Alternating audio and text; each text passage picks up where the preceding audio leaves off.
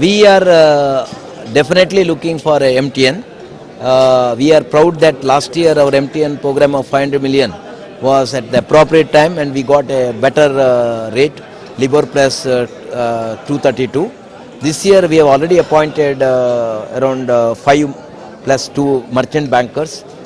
We in fact completed all the formalities for MTN, including the updation and all that.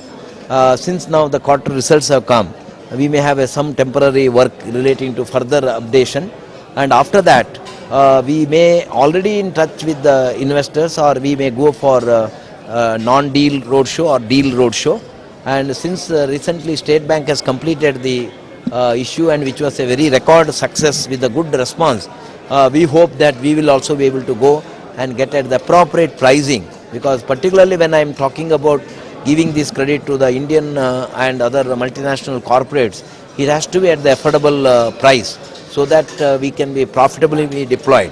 So I am sure that minimum of 500 million US dollar MTN for 5 to 5.5 years we are looking, and we will be maybe completing next 2 months. See, one thing, Indian Overseas Bank has been a agricultural plus micro and small, and it is the past performance indicate that we have done exceedingly well. And currently we last 18-20 months we have opened more than 600 branches. 70% of branches are rural and semi-urban.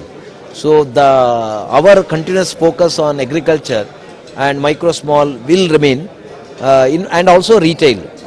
The data which I have given in the recent agricultural investment credit campaign, we were able to bring 600 crores of fresh dispersal. Now August and September month we are celebrating the Kisan month. Again we will be looking for crop loan. On the parallelly, as per the ministry guidelines and our own guideline, a special campaign for SME is in the offing. However, the SME and the micro has shown certainly small fall over the year-end level, whereas on the small has shown positive growth. We have innovative schemes, IOB Micro 1, IOB SME Plus, IOB SME Instant Fund. These schemes will enable, and we are also one of the bank which has tied up with the CDB for risk capital, and 100 crores have been allocated. So I am focusing on that. On the retail front, housing and Pushpaka loan, there is a vehicle loan and education loan, we are expecting. We are expecting around dispersal of 3,600 crores of fresh retail loan, so as to get a growth rate of 40% in the retail. In micro small, last year we have done a growth rate 40%.